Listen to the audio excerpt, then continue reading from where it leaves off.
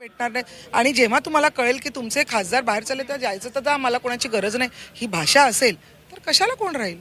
ओमराजे निंबाळकर यांनी आपली भूमिका स्पष्ट केलेली आहे. त्यांचं असं म्हणणं आहे की समोर सत्ता आहे, पैसा आहे, दुसरीकडे निष्ठा आहे, पण निष्ठेने काही पोट भरत नाही किंवा कार्यकर्त्यांचं काम होत नाही. त्यामुळे त्यांनी आपली भूमिका स्पष्ट केलेली आहे आणि सोबत त्यांचं असंही म्हणणं आहे की माझ्या कार्यकर्त्यांचा माझ्यावरती दबाव आहे शिवसेनेत पक्षप्रवेश करण्यावरून. तर ते तुमच्या पक्षात येतील हे दिसतंय. मात्र याचा अर्थ दुसरा असंही निघतोय की विरोधकांची कामं होत नाहीये आणि त्यामुळे त्यांना अशी पावलं उचलावी लागतात. बघा ना, तुम्ही एक लक्षात घ्या की उद्धव ठाकरे आणि आदित्य ठाकरे हे पंचायत समितीसाठी सुद्धा बाहेर पडले नाहीत.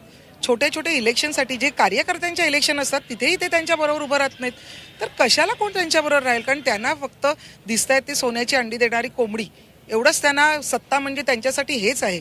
तर मला असं वाटतं की त्यांच्याबरोबर इथे काम करणारी लोक आहेत, बाळासाहेबांचे विचार पुढे घेऊन चालणार आहेत. बघा कसं आहे ना, हे काही खासदारांनी तर असंच म्हणतात की खाजगीत सांगितलंय की आदित्य ठाकरे यांना कार्याध्यक्ष बनवणार होते, त्याच्यामुळे आम्हाला त्यांच्या अंडर काम करायचं नाही. कारण आदित्यची कार्यपद्धती सगळ्यांना चांगल्या पद्धतीने माहिती आहे, कसं पेस्ट्री कल्चर असतं, कसं त्यांना मित्रांचा कोंडावळा असतो, तर त्याच्यामुळे त्यांना काम करायचं नाही. दुसरा मुद्दा जो दिसला की जे संजय राऊतांनी सांगितलेलं की शरद पवारांनी सांगितलं की छोटे छोटे प्रादेशिक पक्ष काँग्रेसमध्ये विलीन करा, तर ही उबाठा पक्ष सुद्धा काँग्रेसमध्ये विलीन करण्याची तयारी सुरू होती असं आमच्या कानावर आलं. म्हणूनच या खासदाराने हा कदाचित निर्णय घेतला असेल असं म्हणू शकतो आपण. कधीपर्यंत पक्षप्रवेश होईल? आता निंबाळकर यांनी भूमिका स्पष्ट केलेलीच आहे. त्यांचं म्हणणं आहे की कार्यकर्त्यांचा दबाव त्यामुळे जावंच लागेल असं त्यांच्या वक्तव्यावरून दिसतंय. मला बघा, आता आज आमच्यासाठी वर्धापन दिन आहे, 60वा वर्धापन दिन आहे, जन्मशताब्दी वर्षे माननीय हिंदू हृदय सम्राट बाळासाहेब ठाकरेंचं.